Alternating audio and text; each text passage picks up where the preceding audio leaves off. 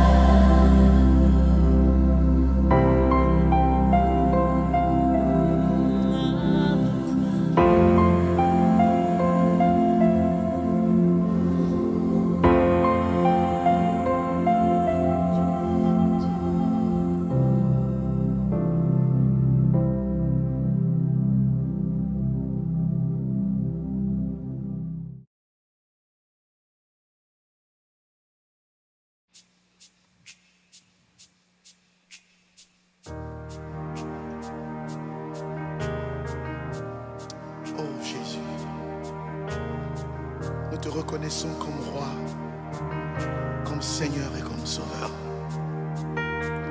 Nous voulons être comme ceux de Génézareth qui ont vu en toi le Messie, qui ont vu en toi le Dieu véritable.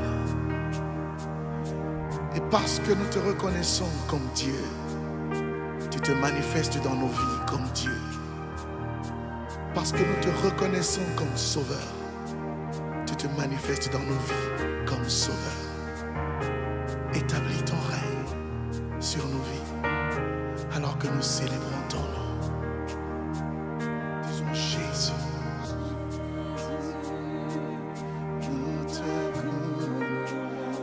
Nous te proclamons roi de nos vies.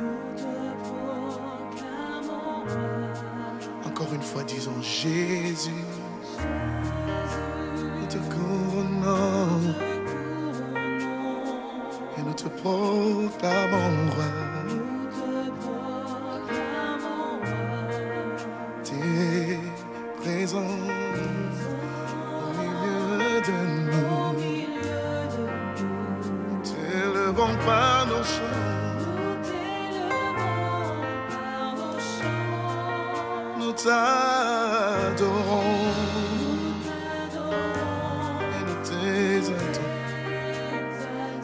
Établir ton trône éternel par nos louanges. Dieu, nous t'invitons. Viens Jésus, prends la place du roi.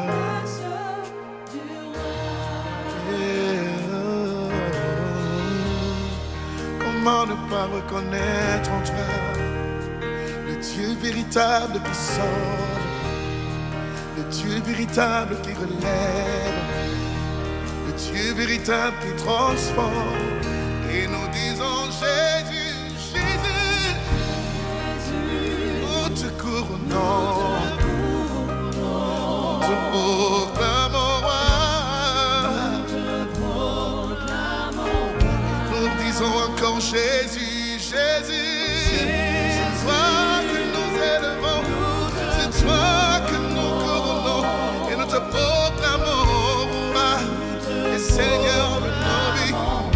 Oh, tu es présent par ton esprit au milieu de nous. Nous t'élevons par nos chants, par nos chants.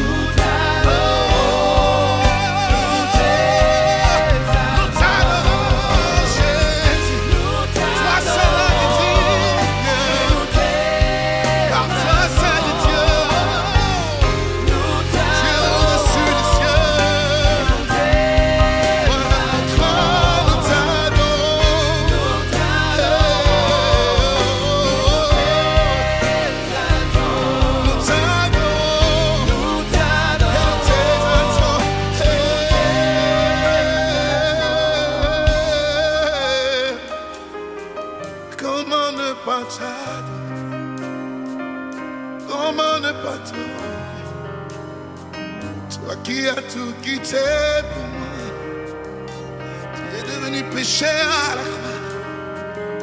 Tu as subi l'ignominie pour moi.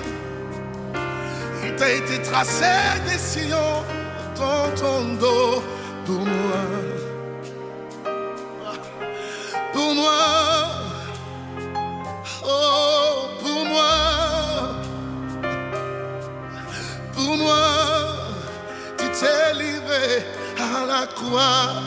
Voilà pourquoi je veux t'adorer, t'honorer, te louer et te servir chaque jour de ma vie. T'adorer, t'adorer, t'adorer, t'adorer, t'adorer, t'adorer, t'adorer. Oh, je veux t'adorer, je dois t'adorer, je dois t'adorer, je vis pour t'adorer. Sois mon bien-aimé, sois l'amoureux de mon âme. Je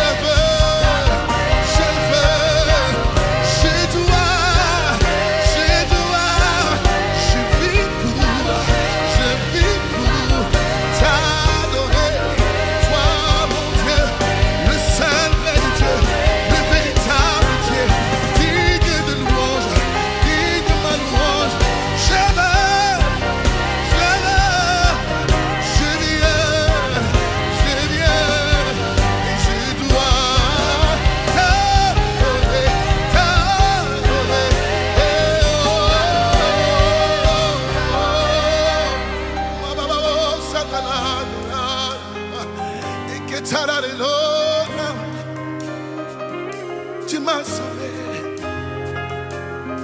c'est pour te servir. Tu m'as délivré, c'est pour publier tes louanges. Tu m'as racheté au prix fort de ton sang. Oh Jésus, je veux vivre que pour t'adorer.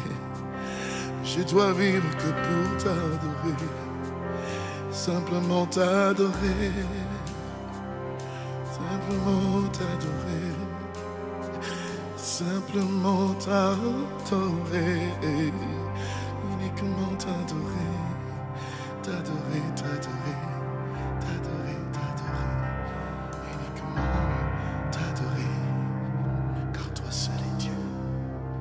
En dehors de toi, il n'y en a point d'autre. Jésus. Jésus. Jésus.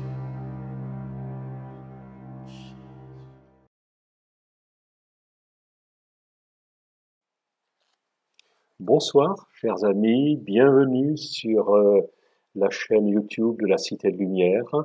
Je rappelle que cette émission vous est proposée par le Centre évangélique Voironnais, basé au 46 rue du Faubourg Sermorand, à Voiron, et que chaque semaine, vous êtes cordialement invités pour notre culte hebdomadaire qui a lieu donc le dimanche matin à 9h30. Et comme je le répète, vous serez les bienvenus au milieu de nous et vous pourrez ainsi avoir bénéficié de ce culte hebdomadaire, également de l'annonce de la parole de Dieu. On pourra prier également avec vous si vous le souhaitez. Et vous pourrez également, comme vous trouverez les coordonnées en fin de ce programme ce soir, nous appeler pour éventuellement un entretien pastoral. Ça sera toujours avec plaisir que nous vous accueillerons. Et bien sûr, notre pasteur, M. Louis Lombardo, sera à votre disposition pour vous recevoir, pour vous accueillir et répondre bien sûr à votre demande. Ce soir, notre propos va nous amener dans l'Évangile. L'Évangile, j'ai choisi l'Évangile de Marc, mais le témoignage sur lequel nous allons porter notre regard ce soir nous est relaté dans 3 évangiles. Dans l'évangile de Matthieu, celui de Marc, celui que donc nous allons duquel nous allons prendre connaissance ce soir, et également l'Évangile selon Luc. C'est dire que si ce récit a retenu l'attention de ces trois évangélistes. Et la scène se déroule sur le bord du lac de Tibériade.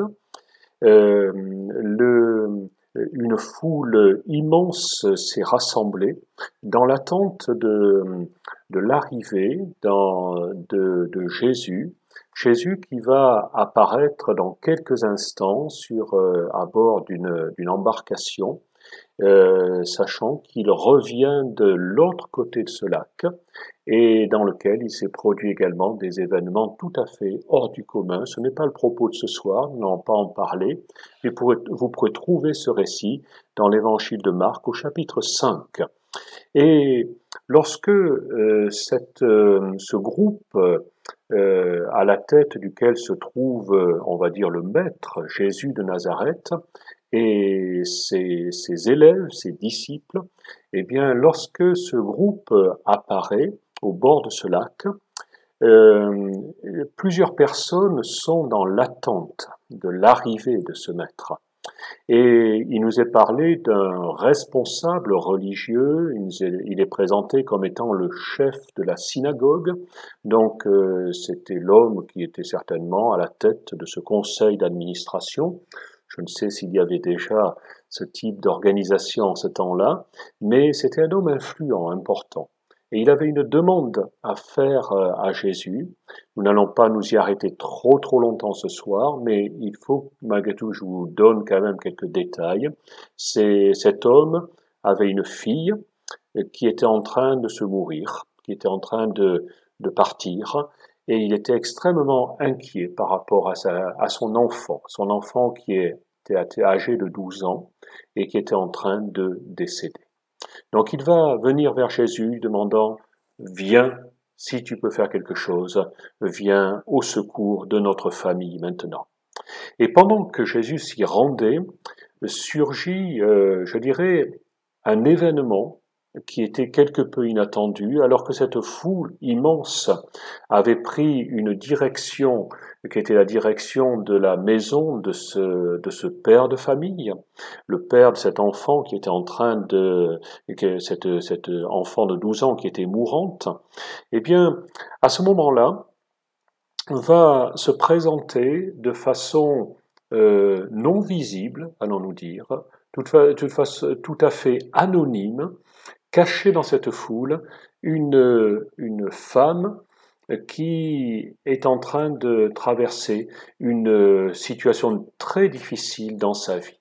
On va lire ce simple récit, et il nous est dit que dans la foule, il y a une femme qui perd du sang depuis 12 ans, une femme donc hémorragique. Elle a beaucoup souffert chez de nombreux médecins, elle a dépensé tout son argent, mais elle ne va pas mieux. Au contraire, elle va plus mal.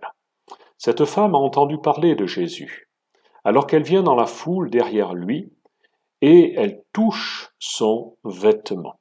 En effet, elle se dit, si je touche au moins ses vêtements, je serai guérie. Aussitôt, son sang s'arrête de couler, et elle se rend compte qu'elle est guérie de sa maladie. Au même moment, Jésus sent qu'une force est sortie de lui. Il se retourne au milieu de la foule et il demande « Qui a touché mes vêtements ?» Ses disciples lui répondent « Tu le vois bien, la foule est très serrée autour de toi et tu demandes qui m'a touché ?» Mais Jésus regarde autour de lui pour voir qui a fait cela. La femme tremble de peur parce qu'elle sait ce qui lui est arrivé. Elle vient se jeter aux pieds de Jésus et elle lui dit toute la vérité.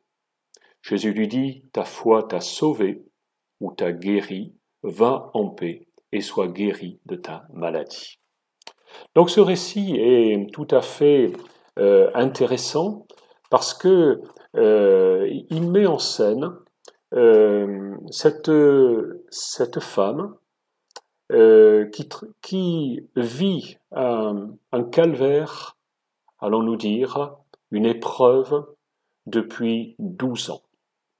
12 ans, précisément, c'est le même âge que cette jeune fille qui est en train de décéder dans la maison voisine et au sujet de laquelle son papa est venu demander le secours de Jésus.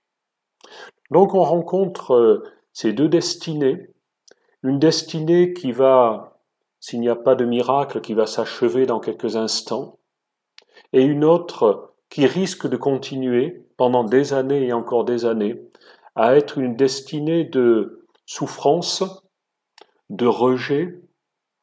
Cette femme était atteinte d'hémorragie et au terme de la religion, de la loi juive, eh bien cette femme était impure.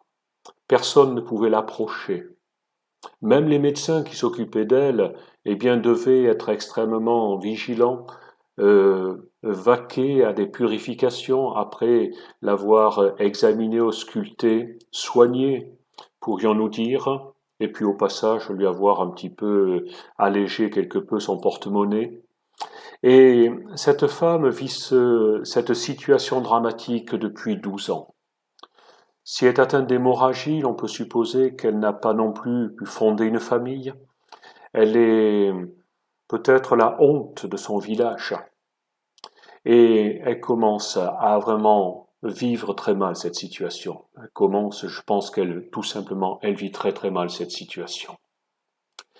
Mais, il y a un mais dans cette situation dramatique. Elle a entendu parler de Jésus. Qui plus est, elle sait que ce jour-là, Jésus va traverser sa vie. Elle sait que cette foule ne s'est pas massée au bord du lac simplement pour regarder le coucher de soleil, ou le lever de soleil, ou venir à la pêche. Mais elle sait très bien qu'il y a un événement qui ne se produira peut-être qu'une fois dans sa vie, à savoir le passage de Jésus de Nazareth, duquel tout le monde parle. Et elle va se mêler à la foule, elle va prendre des risques, espérant que personne ne la reconnaîtra. Elle va se cacher, je pense qu'elle est drapée dans son vêtement, rien ne se voit, rien ne la laisse être reconnue, et elle est déterminée, dans le sens où elle vient de prendre une décision qui est étonnante. Elle est certainement seule à connaître ce qu'elle va faire, parce qu'elle est persuadée que si seulement elle peut toucher le bord du vêtement de Jésus, elle sera guérie. Comment le sait-elle ? Je ne saurais vous le dire, mais elle en est quasiment persuadée. Elle n'a fait part de cette intention à personne, bien entendu, parce qu'elle sait très bien que si elle l'avait fait, elle aurait été mise à l'index. On lui aurait dit « mais tu ne peux pas faire ça. Tu vas aller toucher une personne qui est une personne particulièrement renommée et tu vas de la même façon semer l'impureté, ton impureté, autour de toi. Autrement dit, garde ton impureté, garde ton problème pour toi. Nous ne voulons pas en entendre parler. C'est la seule chose que l'on aurait pu lui dire à ce moment-là. Tu es impur, tu n'es pas fréquentable. Mais cette femme, eh bien, va braver cette interdiction. Et ce soir, pendant que je vous parle, vous n'avez peut-être pas le même problème. Vous n'êtes certainement pas soumis aux mêmes exigences, on va dire, religieuses, d'hygiène, exigences peut-être réglementaires ou légales. Vous avez d'autres problèmes peut-être, mais pas celui-là. Par contre, vos autres problèmes sont largement aussi importants que ceux de cette femme. Et vous empêchent d'entrer en contact avec quelqu'un qui va être votre secours. Cette personne avait fait une croix sur l'aide qui pouvait lui être apportée. Il nous a dit non seulement elle avait consulté plusieurs médecins, mais le texte nous dit même qu'elle avait souffert entre les mains de plusieurs médecins. C'est les personnes qui étaient censées l'assister, l'avaient en plus blessé, l'avaient maltraité. Peut-être ne l'avaient-ils pas fait de façon volontaire, mais le résultat était là. Et chaque jour qui passait était une nouvelle souffrance, une nouvelle difficulté. Mais elle avait pris une décision. Et je voudrais juste soulever un petit peu le voile et vous dire que cette décision, elle s'était certainement prise dans le secret de sa maison. Personne n'en savait rien. Peut-être une confidente, je ne sais, mais je pense même que personne n'en avait connaissance. C'était intime. Aussi intime que son problème d'hémorragie persistante depuis 12 ans. Et elle savait, elle était persuadée que si elle agissait de cette façon, si elle touchait le bord de cet homme qu'on qualifiait de saint, eh bien, elle serait guérie. Et je voudrais juste, avant que nous marquions une petite pause, vous laisser entendre que seul dans son intimité, seul dans sa réflexion, seul dans sa décision, une personne savait ce qu'elle avait décidé de faire. Cette personne, c'était Jésus lui-même.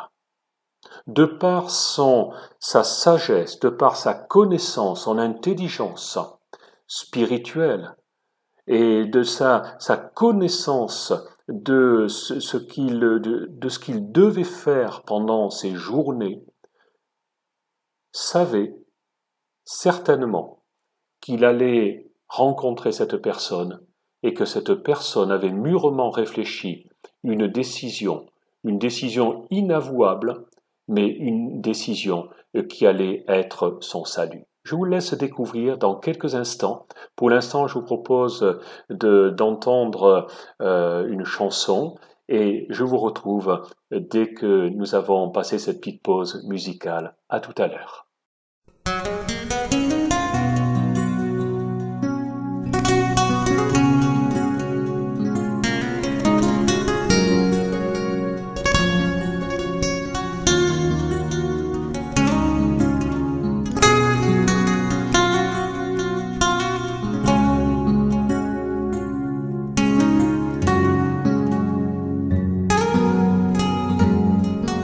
Seigneur, je lève mes mains,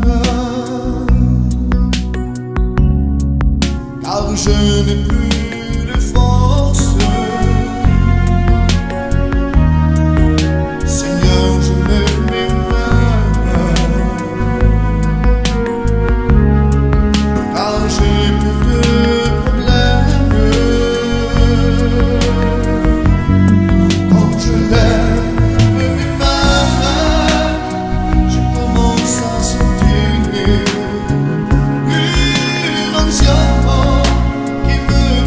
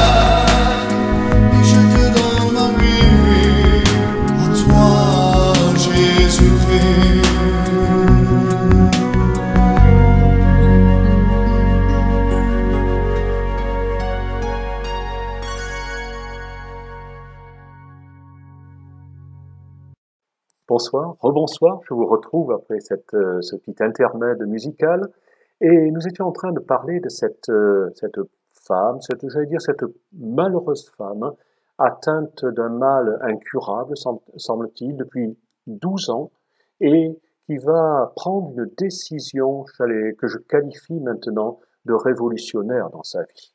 Dans le sens où elle va, sans que personne ne le sache, eh bien, se glisser dans une immense foule jusqu'à l'approche, jusqu'à pouvoir toucher le bord du vêtement de Jésus lui-même et en recevoir la guérison. Puisque nous avons lu dans ce texte que dès qu'elle va tendre la main et toucher le bord du vêtement de ce saint homme, eh bien, elle va savoir que là, dans son corps, au même moment où elle touche le vêtement, l'hémorragie qu'il a et qui est sa hantise depuis des années, qui depuis 12 ans, s'arrête.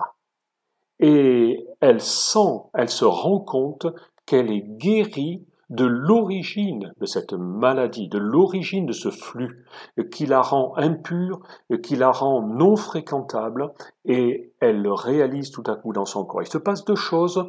À ce moment, plus de flux, tout est tari, et en même temps la certitude en elle-même qu'elle est guérie. Et au même moment, il se passe un autre événement de l'autre côté, alors l'insu de, elle s'est approchée de Jésus à l'insu de tous, même de Jésus. Mais il s'est passé quelque chose d'inattendu, parce que Jésus va réaliser que de lui-même est sortie une puissance de guérison, qui est allée jusque vers cette femme. Lui le sait. Et il va se tourner vers la foule qui est autour, disant « Qui m'a touché ?» Bien sûr, les disciples autour n'ont pas perçu cette subtilité de ce qu'a ressenti leur maître. Ils vont dire « Mais enfin, tu vois bien que toute la foule te touche. » Jésus ne s'arrête pas à ces paroles, et il continue à promener ses regards autour de lui. Il ne va pas réitérer sa question, mais simplement dire « Je sais ce qui s'est passé. Une force est sortie de moi. » Et cette femme hésite, mais elle voit qu'elle ne peut pas se cacher. Le regard de celui qui vient d'être son sujet de guérison, son vecteur de guérison, eh bien, est insistant. Et il nous est dit que, à ce moment-là, cette femme tremble de peur, elle sait qu'elle risque gros. Elle sait qu'elle peut être huée, qu'elle peut être conspuée par toute cette foule. Ce n'est pas possible, tu es une femme impure et tu viens de toucher un homme qui est la pureté même. Eh bien, cette femme se saisit de toute la force qui est en elle pour aller vers Jésus et à ce moment-là lui dire « c'est moi ». Elle lui dit toute la vérité. Ce soir, je m'arrête là-dessus. Il y a deux étapes de guérison dans ce récit. Le premier est le moment où cette femme constate d'elle-même que le flux qui était sa hantise depuis des années, 12 ans, s'est arrêté. Et que deuxième chose, elle sait qu'elle a été guérie. Elle le sait, elle en est persuadée. Première étape. Deuxième étape, elle est devant Jésus, les yeux dans les yeux cette fois-ci. Jésus la regarde et va lui dire une parole qu'elle n'oubliera jamais. Elle lui dit « Ta foi t'a sauvée, va en paix et sois guérie de ta maladie. » Dans un autre texte, il va appeler cette femme « ma fille ». Il va être comme celui qui noue tout à coup une relation particulière, une relation de père vis-à-vis de sa fille. Et ce soir, je m'arrête là-dessus. Vous n'avez certainement pas le même problème, ça serait fortuit, ça peut être le cas, bien entendu. Peu importe quel est votre problème. Mais vous savez que par vous-même, toutes les circonstances peut-être de la vie vous ont mis dans la difficulté, vous ont affligé d'une façon particulière, et vous êtes peut-être au bout du rouleau. Et votre désir est malgré tout de vous en sortir. Ce soir, je vous invite à avoir la même démarche que cette femme. Vous allez dire, oui, mais Jésus, il y a longtemps qu'il n'est plus sur la terre. Mais je vous invite, malgré tout, à avoir une attitude de décision. Vous dire, mais qu'est-ce que je puis faire? Comment puis-je être guéri? Tout à l'heure, comment puis-je sortir de mon problème? Tout à l'heure, je vous ai invité pour nos cultes hebdomadaires, ça peut être ce moyen. Dire, eh bien, dimanche matin, au lieu de faire la grâce matinée, je me lèverai. J'irai voir ce qui se passe dans ces locaux, dans cette église, et peut-être est-ce que je trouverai la solution. Ou alors, vous avez à côté de chez vous un lieu de culte auquel vous souhaiterez vous rendre. Ou alors vous connaissez quelqu'un qui est de bons conseils, qui est un chrétien, qui peut prier avec vous et vous amener jusqu'à progresser dans votre foi. Ça peut être ce type de décision. Mais ce soir, je vous dis, ne restez pas dans la situation où vous êtes. Ou alors, vous allez simplement reprendre une Bible qui est sur votre étagère, qui y séjourne depuis des années, qui fait office de ramasse-poussière, l'ouvrir à ce récit de l'évangile de Marc, chapitre 5, et faire cette simple prière. Comme cette femme a accepté, a décidé de venir vers Jésus, d'implorer son secours, ce soir même, je veux faire la même démarche. Et la démarche qui s'est produite s'est traduite par un entretien, tête à tête, entre Jésus et une femme qui jusque-là était une pure anonyme. On a souvent l'image d'un Jésus qui est le Jésus des foules. Et ce jour-là, c'était un Jésus de foule également. Il était entouré d'une immense foule. Mais croyez-vous que ce qui était le plus important, c'était la foule? Certainement pas. Ce soir-là, il y avait 3 personnes qui étaient importantes. La première d'entre elles, qui a grillé la politesse aux 2 autres, c'est cette femme atteinte d'hémorragie. Elle était la femme la plus importante de cette foule, au point que Jésus a tout arrêté. Il a promené ses regards sur tout ce qui l'entourait, et son regard s'est porté sur celle qu'il a vue arriver à ses pieds, tremblante de peur, effrayée, honteuse, et qu'il a regardée, et à laquelle il a adressé la parole, disant, ma fille, il ne va même pas dire je t'ai sauvé, je t'ai guéri, mais c'est ta foi qui t'a sauvé. C'est la confiance que tu as mis dans ce que j'étais capable de faire. Et on peut broder là-dessus. Il peut continuer, dire, mais on ne se connaît pas, on ne s'est jamais rencontrés. Tu ne sais même pas d'où je viens, ni où je vais. Mais l'important, c'est que ce soir, je sois là pour toi. Et ce soir, chers amis qui écoutez, je veux vous dire que Jésus, de la même façon, est là pour vous, spécialement pour vous. Pour votre voisin, votre voisine, certes, mais pour vous, avant toute autre chose. Il était là également pour ce responsable de la synagogue que la parole de Dieu le prénomme Jairus. Il était là pour son enfant qui était mourante. Et il se dirigeait vers la maison de cette petite famille. Mais il était là pour cette femme. Il a pris la peine de tout arrêter. L'urgence était là. Il y avait une famille qui attendait ce moment pour voir cet enfant revenir à la santé. Elle n'était pas encore morte, mais elle n'en était pas loin. D'ailleurs, le verset suivant va tout de suite nous mettre au clair. Quelqu'un va venir dire à Jésus, mais ça y est, elle est décédée. Mais Jésus s'est arrêté pour cette femme. Ce soir, il s'arrête pour vous. Et il s'arrête pour vous donner ce que lui seul peut vous donner. lorsqu'il s'est adressé à cette femme devant lui, à ses pieds, Jésus lui a dit « Va en paix, sois guérie de ta maladie ». Cette fois-ci, elle n'est pas simplement guérie parce qu'elle a ressenti ce qui s'est passé dans son corps, mais c'était une certitude déjà. Mais une deuxième confirmation, la parole infaillible de Jésus qui lui est adressée. Tu es guéri, tu peux aller en paix. Autrement dit, ça ne reviendra pas. Ce n'est pas passager ce qui t'est arrivé. C'est définitif.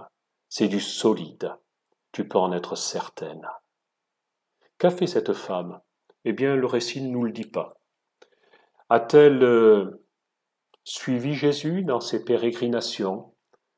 Et c'est-elle, il nous est dit que des femmes assistaient Jésus de leurs biens, des femmes distinguées. Peut-être cette femme était une femme distinguée, mais que la maladie avait plongé dans le rejet, avait plongé dans l'éloignement de toute vie sociale. Nous venons de traverser une époque qui a éloigné beaucoup de personnes de l'aspect social de la vie. Vous êtes peut-être dans ce cas. Vous n'osez plus sortir de chez vous. Vous êtes dans une crainte que vous ne pouvez pas contrôler. Retrouverons-nous un jour une situation normale? Ce sont peut-être tout autant de questions que vous vous posez. Mais ce soir, j'ai à cœur de vous dire que Jésus se tient devant vous. Oh, vous n'êtes pas au bord du lac de Tibériade. Vous êtes, peut-être, vous y êtes. Vous pouvez m'entendre de là-bas, c'est possible. Mais vous êtes peut-être surtout très seul. Peut-être avez-vous une grande famille, mais malgré cette grande famille, vous êtes seul. Et vous avez besoin d'une rencontre personnelle avec Jésus. Je vais terminer dans quelques instants cet entretien en tête-à-tête avec vous. Et je voudrais simplement, avant de le terminer, que nous ayons quelques instants où nous allons incliner notre tête. Si vous avez l'habitude de prier de cette façon-là, vous le faites. Peut-être avez-vous l'habitude de prier en vous mettant à genoux, assis sur une chaise, fermez les yeux ou pas, peu importe. Mais j'ai à cœur de prier pour vous ce soir qui m'écoutez, de façon à ce que cette rencontre que cette femme a faite avec Jésus soit également l'expérience que vous pourrez faire ce soir même. Seigneur Jésus, je crois que tu es là pendant cet entretien que nous avons. Je ne connais pas de ces personnes qui sont de l'autre côté de mon écran, mais je désire ce soir que l'une, l'autre, toutes ces personnes soient au bénéfice de cette rencontre, du même type de rencontre que celle que tu as eue avec cette femme atteinte de ce mal incurable. Tu l'as guérie, mais plus que cela, tu lui as redonné l'espoir, tu lui as redonné la vie, tu lui as redonné le goût de vivre, et elle est devenue une autre femme en quelques instants. Si seulement elle avait été guérie parce qu'elle avait ressenti, ça ne serait pas suffisant. Mais tu lui as dit également, ma fille, ta foi t'a guérie, va en paix. Ce soir, je te demande que tu permettes à ces personnes qui m'écoutent d'aller en paix, d'être guéries de leur mal, guéries de leur solitude, guéries de leur marasme, et je te fais confiance pour cela. Merci Seigneur. Amen. Je vous laisse en compagnie d'une autre chanson. Je vous souhaite une bonne soirée et je vous dis aux uns et aux autres à très bientôt. Au revoir.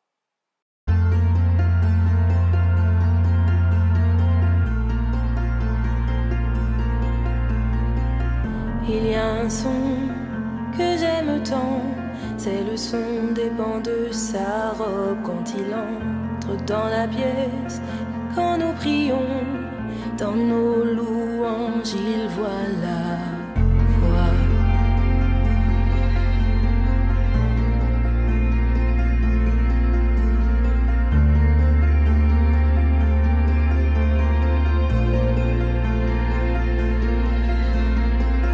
Il y a un son que j'aime tant, C'est le son des pans de sa robe quand il entre dans la pièce. Et quand nous prions, dans nos chants, il voit notre voix.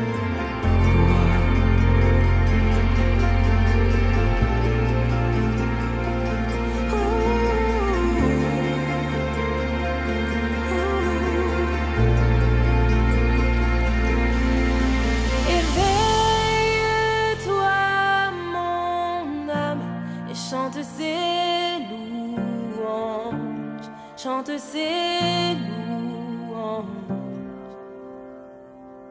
Oh, éveille-toi, mon âme, et chante ses louanges, chante ses louanges.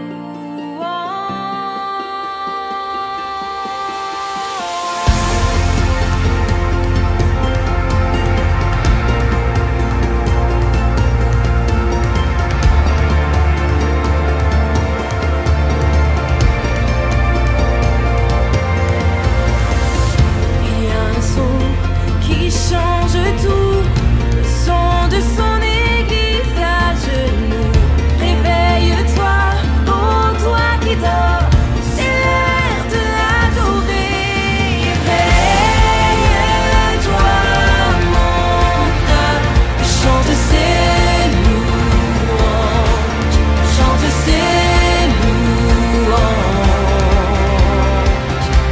Oh, éveille-toi, mon âme, et chante ses louanges, chante ses louanges.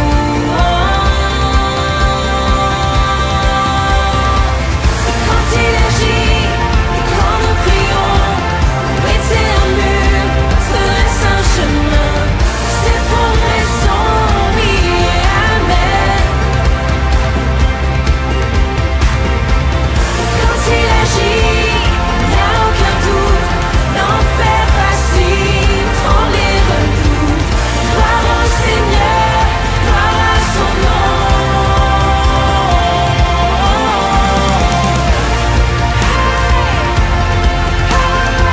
Que le roi de gloire fasse son entrée. Le plat genou vient l'adorer. Et son nom à jamais soit loué.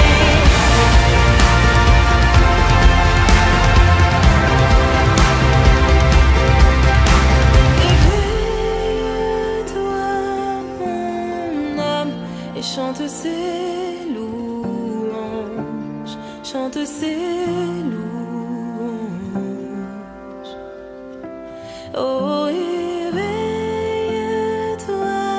mon âme, et chante ses louanges, chante ses louanges.